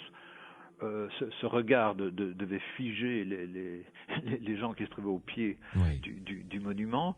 Les mains sont accolées au corps et ces longs ongles se rejoignent à hauteur du nombril ou un peu en dessous. Bon, ça devait effectivement être très impressionnant, mais y voir une figuration humaine est assez hasardeux, quoi. C'est pas une représentation d'un personnage. Si, c'est une représentation certainement très stylisée, très idéalisée. Maintenant, il faut savoir aussi que toutes les statues, si elles ont grosso modo, parce qu'on peut distinguer des types différents dans la statuaire pascouane, il y a quelques, disons, je vais aller très vite là, mais sans rentrer dans les détails, on peut dire qu'il y a peut-être 3 grands types de statuaires pascouanes. Mais bon, la statue par excellence de l'île de Pâques, celle qu'on représente partout, avec son pukao de tuf rouge au sommet du crâne, qui n'était posé que lorsque la statue était dressée, selon la tradition, paraît-il. À ce moment-là, et on plaçait les yeux et la statue vivait, elle possédait le mana à ce moment-là, une fois que les yeux étaient placés. Ça, c'est une chose qui se retrouve dans d'autres cultures aussi. On donnait la vie au monument, à la statue, en plaçant les yeux, le regard évidemment, qui signifie la vie à ce moment-là. Et bien, ces statues, malgré tout, si on peut dire elles procèdent du même style, c'est la même esthétique, elles sont toutes différentes. Il n'y a pas 2 moaïs qui sont identiques. Ils ont tous des caractéristiques différentes. Donc il est très possible, effectivement, que ça représente des personnages différents, bien sûr. Mais alors, vous êtes allé, vous nous avez dit, à 20 ans d'intervalle, 2 voyages, Patrick Férine, sur cette île de Pâques. Lors de votre dernier voyage, qu'avez-vous vu et qu'avez-vous ressenti, parce que vous y êtes allé dans le but de réaliser un documentaire, Oui, tout à fait. Oui. En fait, je suis allé avec un ami qui est guide et voyageur et qui lui est allé un plus grand nombre de fois que moi. En tout, nous sommes allés tous les deux, nous sommes allés 7 fois. Lui est allé 5 fois. Lui a une très très grande connaissance de l'île, de son histoire et des habitants. Davantage que moi, je vais dire. Moi, je connais peut-être un peu mieux la partie historique. Lui connaît plus la partie, disons, actuelle de l'île de Pâques. Mais donc, je suis allé, je me suis pas embarqué sans biscuit, je veux dire, je suis allé avec quelqu'un qui connaît très bien le terrain. Moi, ce que j'ai constaté, c'est que quand je suis allé il y a 20 ans, c'était une population qui vivait dans des conditions extrêmement précaires. Il y avait quelques pensions de famille dans lesquelles on pouvait loger, disons, plus ou moins confortablement. Ce ne sont pas du tout les mêmes normes de confort que nous connaissons chez nous, bien sûr. Mais bon, le confort y était relatif. Mais bon, il y avait quelques véhicules sur l'île, il y avait quelques motos déjà. On commençait à voir... il y avait une discothèque qui venait de s'ouvrir. On voyait des signes du progrès. Entre guillemets. Entre guillemets. Voilà. Maintenant, une génération après, il n'y avait pas de route quand je suis allé non plus. Il fallait se déplacer à cheval. On pouvait louer des jeeps, c'était extrêmement cher et elles étaient dans un état très relatif. On tombait très souvent en panne, mais il fallait louer une moto qui démarrait pas, les bougies étaient foutues. Bon, il y a beaucoup d'humidité là-bas. Bon, le mieux c'est de se déplacer à pied, mais quand on a du matériel, c'est pas toujours facile. Ouais. Mais bon, il y avait moyen. Mais tout ça restait c'était encore du domaine pratiquement de l'aventure, de l'exploration. Maintenant, vous arrivez sur l'île de Pâques, vous débarquez là. Tout le monde vous attend à l'aéroport. Il y a des minibus, il y a énormément de véhicules. Il y a une circulation pas possible dans ce tout petit village. Il y a 2 grandes rues, il y a des embouteillages. Non. Il va bientôt y avoir un feu, des signaux lumineux. Je crois que c'est imminent. Ouais. Il y a des télévisions partout, bien entendu. Maintenant, il y a Internet partout. Tous les Pascouans ont Internet. C'est un cadeau entre guillemets qu'on leur a fait. C'est gratuit. Ils ont tous Internet. Ça fait des ravages pas possibles. J'imagine. Bon, tout est organisé. Il y a un tourisme qui se développe qui est incontrôlé pratiquement, qui est contrôlé en partie, mais tout ça part un peu dans tous les sens. Et ça donne une image de l'île de Pâques qui est évidemment très très différente de ce que j'ai vu il y a à peine 20 ans. Ouais. Et ça déstabilise surtout complètement la société qui vit là-bas. C'est-à-dire dans quel sens? Alors c'est à peu près dans tous les sens parce que bon, il y a une partie de la société pascouane. Je ne l'ai pas encore dit, mais il y a un village à l'île de Pâques. C'est pas une ville, mais c'est un village, c'est Angaroa, qui s'étend un peu sur une autre partie qui s'appelle Mataveri. Mais donc il y a un lieu de vie véritablement habité. Il y a 2 grandes rues et puis il y a des rues et petites avenues adjacentes. Il y a des commerces, il y a des restaurants. Maintenant il y a plus qu'une discothèque. Il y en a presque une dizaine évidemment. Bon, il y a un cybercafé. Tout ça est en place sur l'île de Pâques. La population qui vit à l'île de Pâques maintenant est très très très désorientée. Une grosse partie de la population est très désorientée, très déstabilisée. Alors il y a une partie des Pascouans qui ne sont peut-être plus des vrais Pascouans, qui sont peut-être des Chiliens ou des Polynésiens, qui s'est recyclée dans le tourisme et qui se débrouille bien. Et puis il y a une autre partie, bien sûr, qui n'a pas accès à tout ça. Et puis il y a bien entendu, comme partout, il y a une partie de laissés pour compte. Bien sûr. Il y a des gens qui peuvent pas se faire à tout ça et qui refusent un peu ce mode de vie-là. Il y a des gens qui tiennent à leur mode de vie très traditionnel, bien entendu, et qui voient arriver des touristes du monde entier. Et on vient véritablement à l'heure actuelle du monde entier, de partout.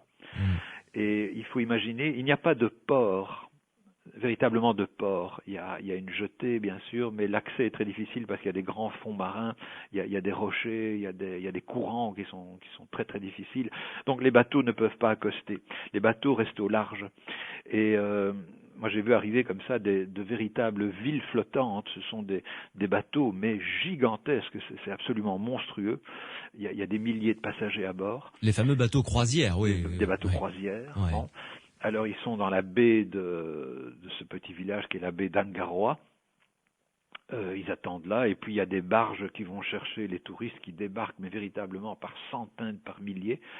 Et ils attendent sur le port, et puis là ils sont pris en charge par les autorités parce que bien souvent ils n'ont pas la permission de débarquer, d'aller partout dans l'île. Donc il y a des barrières, tout le monde est en file indienne.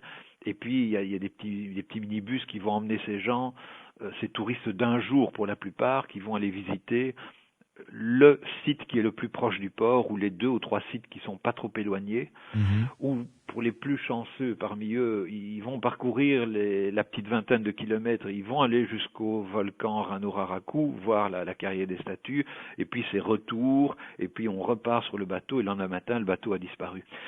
Et donc ces gens sont des touristes d'un jour pour la plupart. Ça, c'est vraiment un tourisme de masse, je vais dire. Bien sûr, il y a des gens qui restent parfois plus longtemps, heureusement, mais le tourisme de masse, c'est véritablement ça. Ces gens ne consomment rien sur l'île de Pâques. Tout est payé à l'avance. Ces gens logent sur le paquebot. Les repas sont pris à bord. Ils vont simplement dépenser un tout petit peu d'argent à acheter quelques pauvres souvenirs, parce que malheureusement tout ça a généré un commerce qui est assez déplorable. bon, on peut pas empêcher les gens de gagner leur vie, bien entendu. Alors il y a des petits artisans, il y a qui font des petites statues. Évidemment, qui font des répliques. Ben oui, bien sûr, on s'en doute bien. La plupart du temps de très mauvais goût et bon, c'est très laid et ça se vend pas trop cher et ça leur permet de gagner un peu de sous, bien entendu. Il y a cet aspect-là. Mais tout ça engendre des tas de choses qui un petit peu dans le même style, quoi. Et bon, mais surtout, ce que les touristes du monde entier apportent là, c'est une fenêtre sur le monde, bien entendu. Et cette société, qui est une société très traditionnaliste, pour laquelle le clan et la famille sont des choses tout à fait primordiales, cette société se voit complètement déstabilisée par l'arrivée de ces touristes qui viennent de partout, et qui apportent évidemment, qui montrent un autre mode de vie, d'autres mœurs, d'autres façons d'être. Et comme je l'ai dit, ils ont reçu un cadeau qui est un peu un cadeau empoisonné. Ils ont reçu Internet. Une compagnie chilienne, mais on sait maintenant que c'est une compagnie américaine qui est là derrière, a offert Internet à tous les habitants de l'île de Pâques pour encourager les Chiliens à s'équiper. Oui. Bien entendu, c'est une opération tout à fait, une opération de marketing. Donc les Pascouans moi je connais des Pascouans qui vivent dans des conditions tout à fait misérables, très précaires. Ouais. Ce sont des cabanes avec des toits en tôle ondulée. Le sol, c'est de la terre battue. Il y a une table branlante. Il y a quelques chaises peut-être. Il y a un réchaud qui est par terre. On dort sur des nattes. Le frigo est à l'extérieur. Il est branché au premier poteau électrique qui passe par là. Ouais. Ils vivent dans des conditions pareilles et ils ont Internet. Alors, ils voient évidemment par Internet tout ce qui se passe dans le monde. Le monde vient chez eux. Et bien sûr, ça déstabilise complètement la société et ça a des effets terriblement pervers. C'est pas le meilleur cadeau qu'on avait à leur faire, hein. Je ne sais pas. Il y avait peut-être d'autres choses plus prioritaires. Maintenant, la grande question, évidemment, c'est qu'il est très difficile de lutter contre des choses pareilles. Parce que on ne peut pas non plus, au nom de quoi pourrait-on empêcher ces gens de vouloir accéder à ce qui nous fait tous rêver ici, bien sûr, et qui fait rêver tout le monde entier pour le moment. Ouais. Donc là, évidemment, il y a une question d'éthique, bien entendu, mais je dis l'arrivée de tous ces nouveaux moyens et de ce tourisme complètement débridé est en train de déstabiliser complètement cette société qui était déjà vraiment rescapée, quoi. Ouais. Patrick Ferrine, vous restez avec nous. Une dernière pause avant d'en arriver à la conclusion. Et Pierre Macias viendra nous rejoindre pour cette conclusion, précisément pour parler d'un livre qu'il a reçu. Et un petit bouquin tout à fait intéressant. D'ailleurs, vous avez cité le nom. C'est un des explorateurs qui a mené une mission intéressante. Il s'agit de La Vacherie. On en parlera dans quelques instants avec vous. Et nous conclurons sur ce dossier passionnant de l'île de Pâques et de ses statues célèbres, les Moai. Les aventuriers de l'étrange, avec Louis Bénédy sur Sud Radio. En compagnie de Patrick Ferrine, qui est avec nous en direct depuis la Belgique. Patrick Ferrine, qui est membre du comité directeur de cette revue tout à fait passionnante, qui s'intéresse aux civilisations disparues. Cette revue s'appelle KADATH, K-A-D-A-T-H, et il y a un site internet que je vous recommande pour pouvoir en savoir un petit peu plus sur cette revue, éventuellement vous procurer les anciennes revues sur des sujets qui vous intéressent, je ne sais pas moi, comme l'Atlantide par exemple, comme Stonehenge dont on parlera, ou d'autres civilisations disparues. Et puis peut-être cela vous donnera envie de vous abonner à cette revue. Donc le site internet c'est kadath.be. Je vous rappelle l'orthographe exacte de KADATH, KADATH.be. Le BE, c'est un site internet donc hébergé en Belgique. Pierre Macias vient de nous rejoindre également. Bonsoir Pierre. Bonsoir Louis. Bonsoir Patrick. Bonsoir Pierre. Alors, tu nous parleras dans quelques minutes de deux livres intéressants au sujet de l'île de Pâques. Mais pour conclure, Patrick Ferrine, Dites-nous un petit peu les statuts, parce que je ne sais pas comment ça se passe sur l'île de Pâques. Il y a un gouvernement, j'imagine. Il doit y avoir au niveau législatif un gouvernement, des élections, quelque chose comme ça, non? Oui, tout à fait. Alors, l'île de Pâques est chilienne. Ah, d'accord, très bien. Il faut pas oublier ça, c'est Donc très voilà. important. Voilà, ouais. Parce que bon, il faut bien dire que toutes les décisions concernant l'île de Pâques se prennent à 4000 km de là. Et c'est une chose que les Pascouans, les vrais Pascouans, de souche, apprécient très peu, évidemment. Oui, ça j'imagine. C'est évidemment source de conflit là-bas. C'est bien clair. Maintenant, il y a un conseil, il y a un gouverneur à l'île de Pâques, bien sûr. Il y a un chef du conseil des anciens, il y a un conseil des anciens, bien entendu. Et bon, il y a différentes autorités là-bas qui prennent des décisions et qui sont en passe de prendre des décisions extrêmement importantes pour le futur de l'île. L'île de Pâques est entrée maintenant dans le flux de la mondialisation. C'est clair. Oui. Et ça c'est là le phénomène le plus grave. Et l'île de Pâques peut rebasculer dans une situation vraiment dramatique si les choses se passent mal. Et disons que certains essayent de mettre en place des barrières, certains sont attentifs à tout ça, certains estiment qu'il faut pratiquer un tourisme responsable là-bas. Il y a des organismes, il y a des associations. Bien sûr, et puis, mais bon, c'est comme partout, il y en a qui ne sont pas d'accord avec ça, et il y en a qui contestent ce genre de choses-là, et qui ont en tête des projets complètement absurdes pour l'avenir de l'île, et très dangereux, évidemment. De quel style? Par exemple, on veut construire un casino sur l'île de Pâques. On veut construire un hôtel 5 étoiles avec grande piscine. On veut construire un club de golf dans la plus belle clairière de toute l'île. C'est-à-dire que ça va complètement défigurer. Non seulement ça va défigurer le paysage, l'île elle-même. Ça va être complètement incongru là-bas. Bon, il y a beaucoup d'intérêt derrière tout ça. Bien sûr. Donc l'île de Pâques est un lieu qui est terriblement visité maintenant. Le Chili se sert de l'île de Pâques, c'est une carte de visite extraordinaire évidemment. Le Chili a des monopoles terribles et très pesants sur l'île de Pâques et les Pascouans n'apprécient pas du tout ça. Donc les Pascouans, il y en a qui sont en train de se battre et qui militent pour un statut tout à fait spécial. Une autonomie, ça ils ne l'auront jamais évidemment parce que l'île de Pâques appartenant au Chili, il y a beaucoup trop d'intérêts en jeu et il y a surtout un intérêt stratégique. C'est une chose dont on n'a pas eu l'occasion de parler mais c'est très important. L'île de Pâques est en plein milieu du Pacifique. C'est une position stratégique absolument de premier ordre. Et lorsque vous imaginez, lorsque vous réfléchissez un petit peu, savoir quels sont les plus gros intérêts qui se trouvent au Chili, ce sont des intérêts américains, évidemment. Évidemment, oui. Donc il est hors de question de laisser partir... Donc il est hors de question, évidemment, de lâcher. Quelqu'un avait dit à un politicien... chilien, vous avez un diamant en main. L'île de Pâques, c'est un diamant que vous avez en main, évidemment. Ça se comprend très bien, évidemment. Mais quid des statues et des sites archéologiques, quand même? Alors, les statues et les sites archéologiques, il y a une commission de protection il y a des parcs nationaux. Et il y a une direction qui s'appelle la CONAF, qui est un organisme mis en place par le gouvernement chilien. Et qui s'occupe maintenant de la protection du parc. C'est un grand parc national archéologique, l'île de Pâques.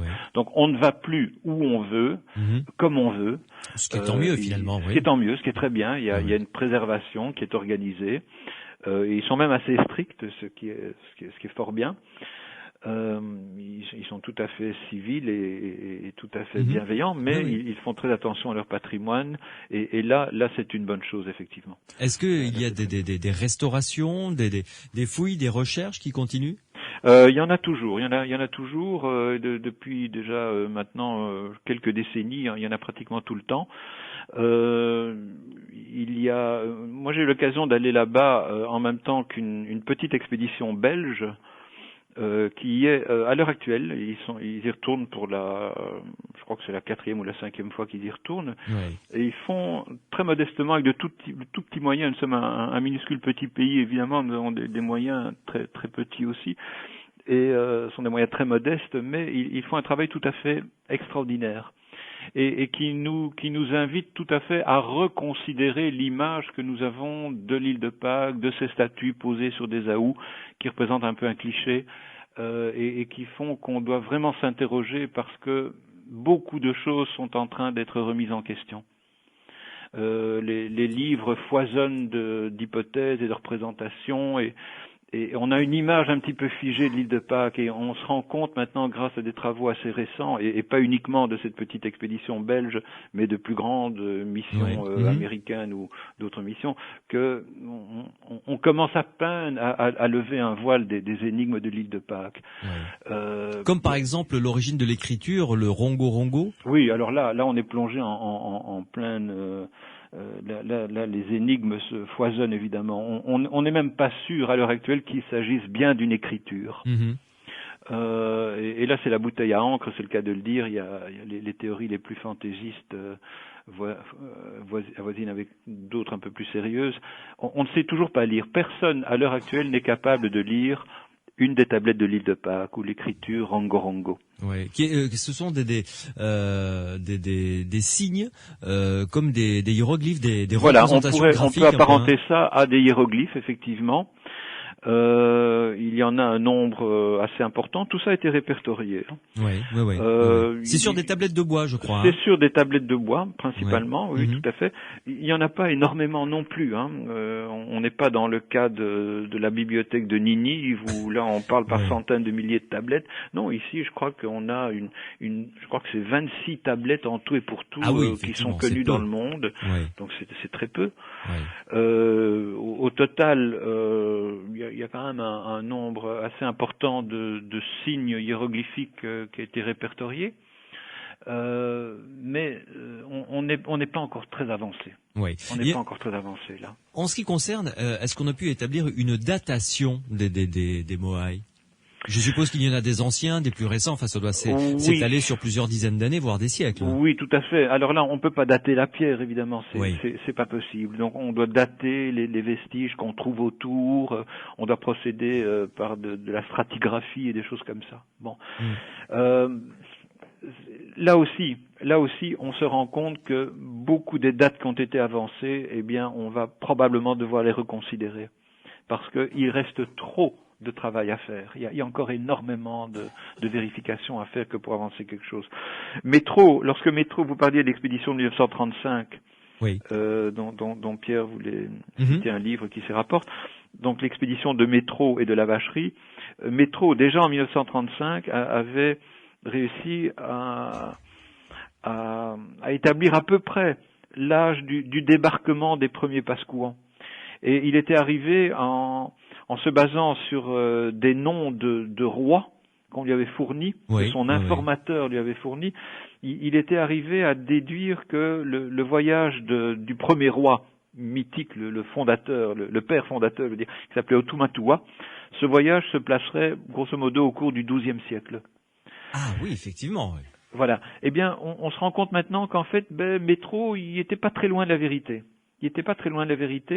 Et que les premières statues, les plus anciennes statues, eh bien, n'auraient que quelque chose, une ancienneté de 700 ans, quelque chose comme ça. Oui, ce qui est pas mal, 7 siècles quand même. Voilà. Et bon, on est à peu près à ça. Maintenant, je l'ai dit tout à l'heure, il y a certaines datations qui font remonter cela à quelques siècles auparavant. Mais ces datations sont tellement, ce sont d'infimes petites choses. C'est une date par ici, alors qu'il y a, je dis, il y a plus de 300 plateformes et il y a un millier de statues probablement.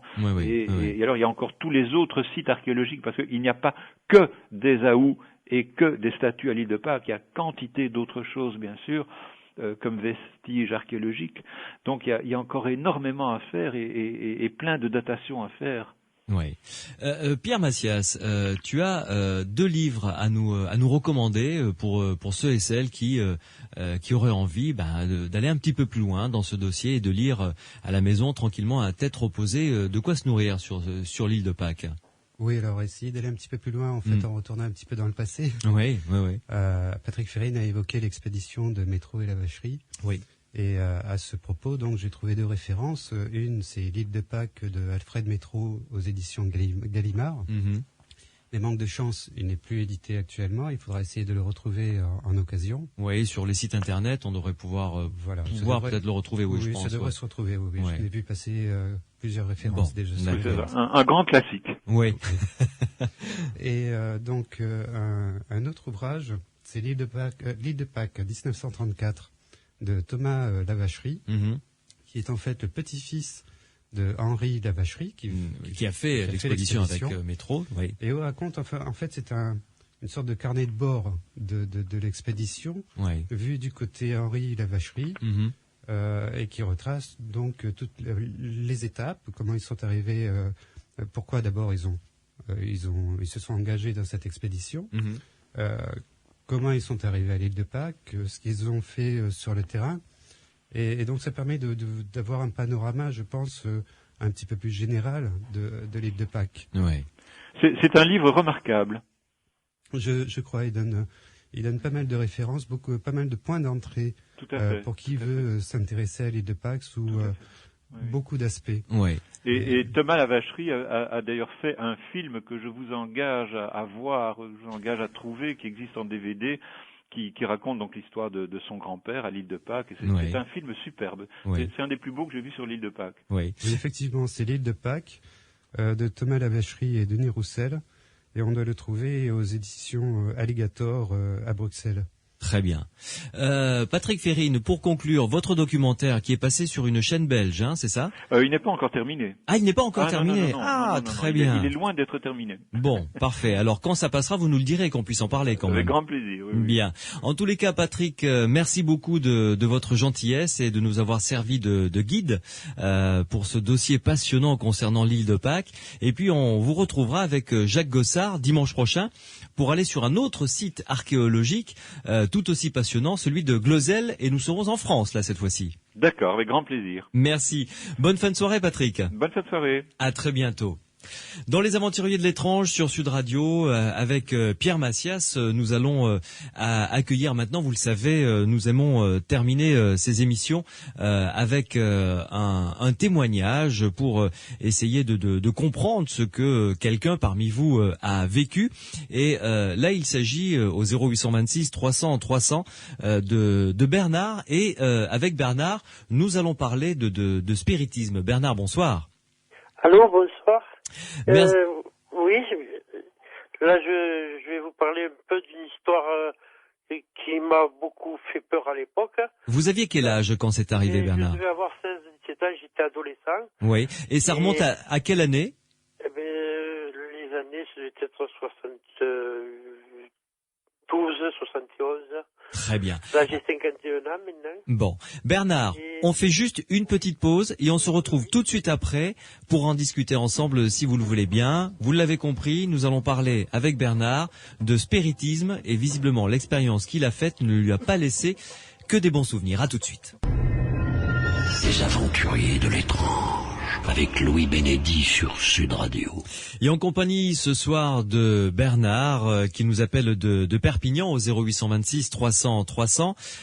Bernard, vous êtes toujours avec nous ? Oui, je suis avec vous. Là, j'écoutais. Bien.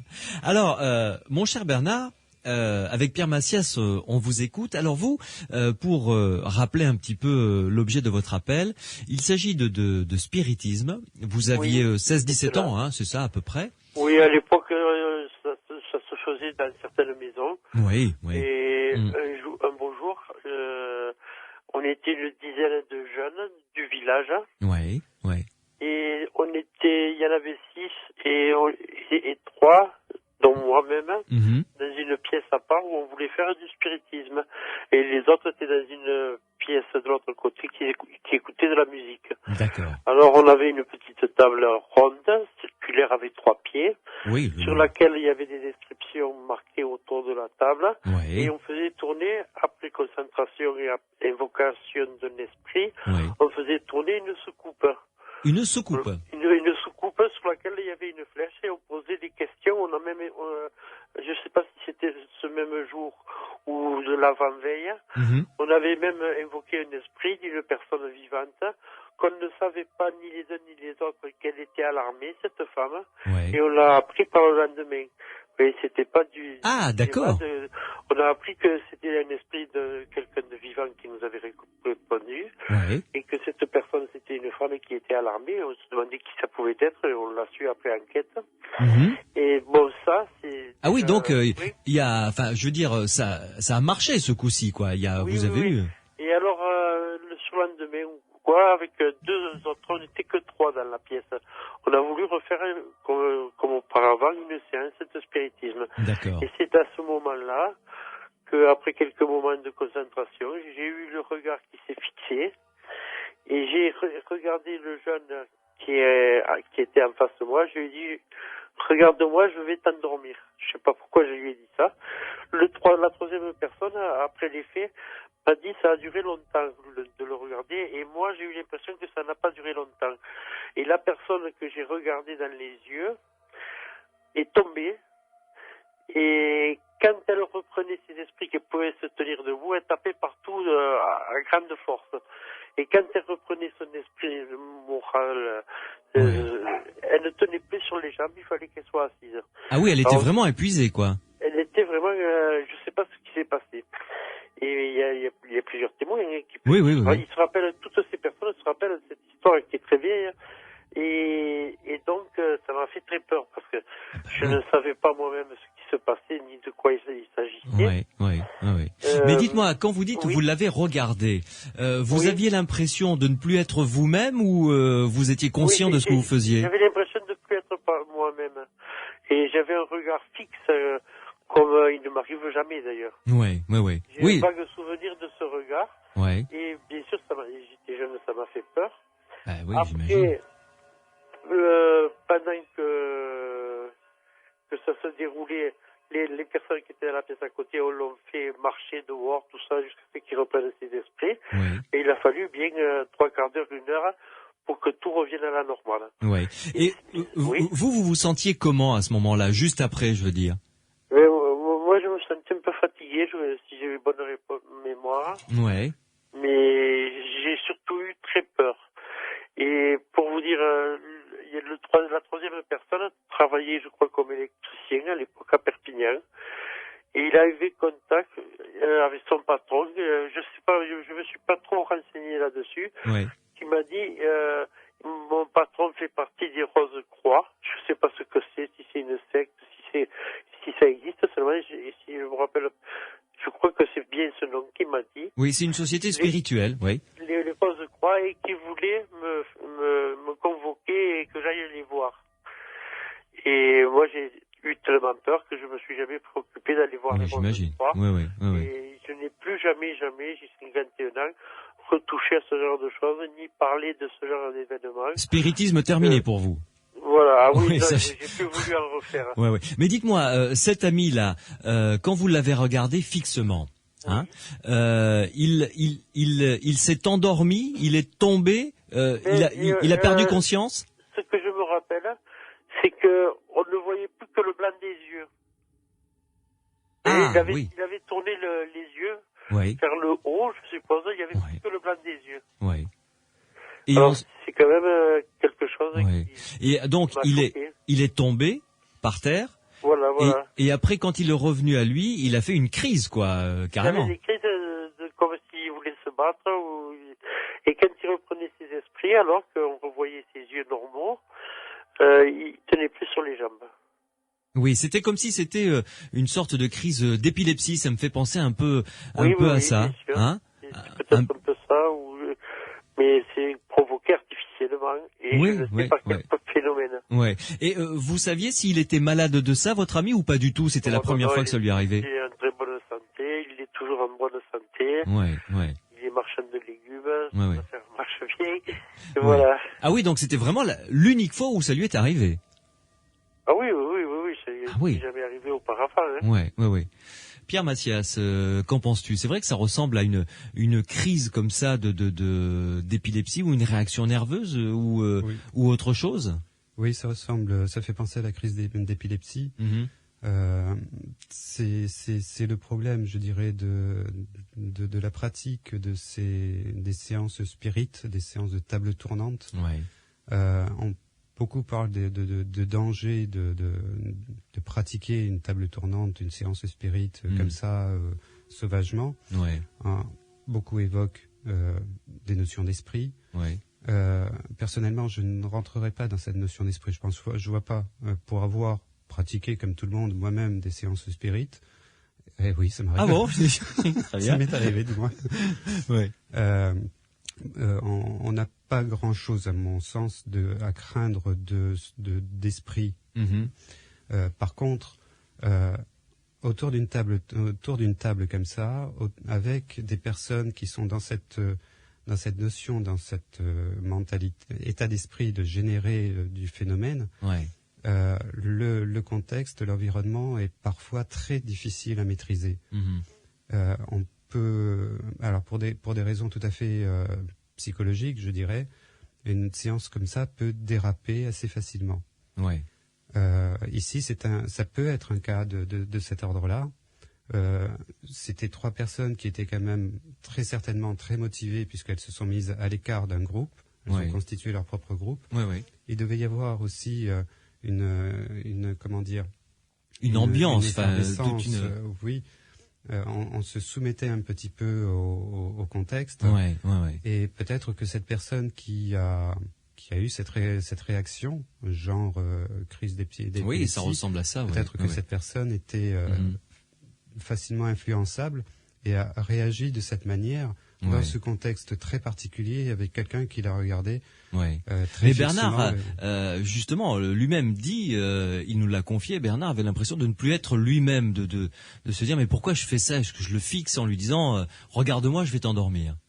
Je resterai sur le terrain de l'environnement, de l'atmosphère qui a à ce moment-là, qui est vraiment très très particulier. Quelquefois, ça peut se passer très bien, c'est-à-dire que quelqu'un peut, je vais détailler un petit peu, mais quelquefois il y a des problèmes de deuil. Je pense à un cas très spécifique d'une jeune femme qui avait perdu un ami proche et qui a, je dirais pas fait son deuil, mais qui a entamé certainement le travail au cours d'une séance spirit à laquelle j'ai assisté.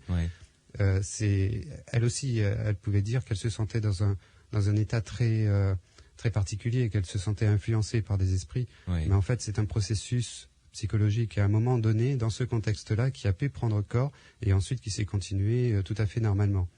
Là, ça a été une solution, je dirais, heureuse. Même si sa réaction au cours de la séance spirit a été, je dirais pas violente, mais très émotive. Mais là, Bernard avait vraiment l'impression que un esprit prenait possession de lui, que ça n'était pas lui qui faisait ça. C'est le problème de l'interprétation. On est confronté à un fait, un événement, quel qu'il soit, et derrière, on va chercher à lui donner une interprétation. Bien sûr, On est dans un contexte spirit, et évidemment, la première idée qui va venir en tête, c'est l'esprit. Mais c'est pas, ça, je dirais, ça ne marche pas à tous les coups. On peut faire tourner, on peut faire bouger des tables. Même si on s'est mis dans un contexte, je dirais, spirit, on peut faire tourner des tables pour d'autres raisons que des raisons spirit. Donc l'interprétation derrière est quand même très très difficile. D'ailleurs, à signaler que les spirites, l'association des spirites français que l'on a reçu ici dans les Aventuriers de l'étrange il y a fort longtemps, eux-mêmes disent ne pas pratiquer les tables tournantes, que pour eux c'est vraiment une hérésie, si je puis me permettre ce terme. Eux sont contre la pratique des tables tournantes. Comme je disais, pour eux c'est dans la notion d'esprit mauvais entre guillemets qu'on peut rencontrer pendant une séance spirit. Bon, là on se retrouve face à 2 approches d'un même phénomène. C'est-à-dire dans la doctrine spirit, l'esprit donc existe. Mais ça c'est dans leur doctrine à eux, c'est leur croyance évidemment. Et donc ce qui va se passer à ce moment-là, c'est nécessairement en provenance, en relation avec un esprit désincarné. Et comme il n'y a pas plus de raison d'être meilleur dans l'au-delà que sur Terre, on peut très bien trouver des esprits qui sont de mauvais esprits et qui vont chercher à influencer, à agresser les gens qui essaient de communiquer avec eux par séance spirit. Donc ça, c'est la doctrine spirit. D'un autre côté, il y a une recherche, je dirais, plus rationnelle, plus scientifique, où on va s'intéresser à ce phénomène sous l'angle de vue du phénomène de la personne vivante. Et on se retrouve là typiquement dans l'inconscient et dans la psychologie en fait. Dans la psychologie, dans la parapsychologie. On se retrouve là de fait et très très rapidement dans cette distinction, je dirais, entre spirit et parapsychologie. Ouais. Tout en sachant que lors de tables tournantes, comme Bernard nous l'avait dit, ils en avaient fait l'expérience la veille de cette expérience malheureuse, ils avaient eu une information que aucun d'entre eux n'avait, et donc là, il a pu se produire un phénomène parapsychologique en revanche. Aucun d'entre eux n'avait, et si j'ai bien compris, qu'ils provenaient d'une personne vivante. Vivante, tout à fait, oui. Et qu'ils ont pu d'ailleurs avoir l'information le lendemain. Voilà. Donc là, on se retrouve, je dirais, dans ce qui amène à l'hypothèse parapsychologique dans le courant de l'événement spirit, c'est-à-dire que la personne est vivante, on ne s'adresse pas à un esprit, et si on n'avait pas su que la personne n'était pas vivante, on aurait cru à un esprit. Donc pendant la séance spirit, où il peut se produire, même à la limite, si on accepte l'idée d'existence d'une vie dans l'au-delà, au cours d'une séance spirit, c'est un milieu extrêmement favorable à l'apparition du psy. Donc de phénomènes paranormaux. De phénomènes paranormaux. Donc et là, ça le met bien en évidence en fait, puisque on peut supposer quand même qu'il y a eu échange d'informations entre cette personne vivante et ce groupe en situation spirit. Très bien. Merci beaucoup Pierre Massias, tu restes avec nous parce que pendant l'indicatif, tu vas nous rappeler les 2 livres tout à fait intéressants concernant notre dossier qui était l'île de Pâques. Sud Radio. Samedi et dimanche, 22h minuit. Louis Bénédy, les aventuriers de l'étrange.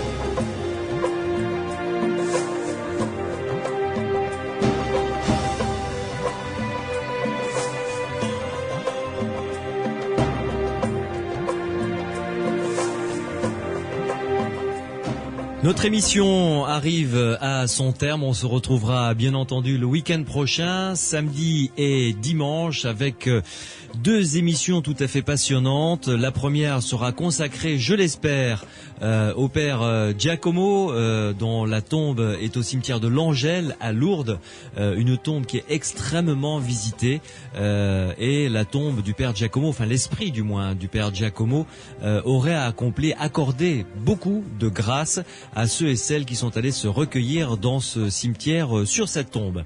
Nous parlerons dimanche prochain de Glosel. Alors Glosel, c'est un dossier archéologique tout à fait passionnant.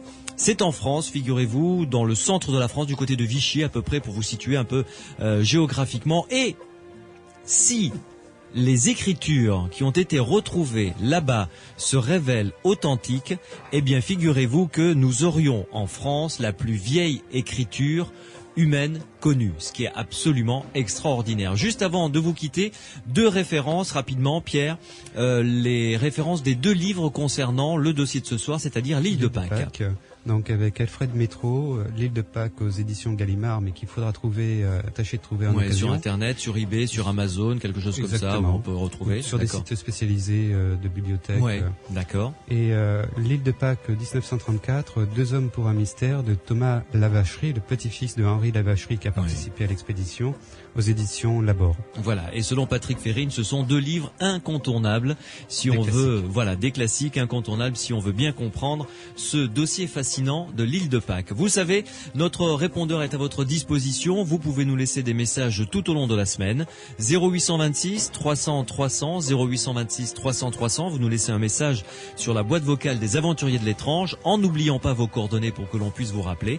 Vous pouvez également nous écrire par mail. C'est étrange, au singulier, étrange@sudradio.fr. Je vous souhaite une excellente semaine à l'écoute des programmes de Sud Radio et on se retrouvera samedi prochain. Bonne semaine.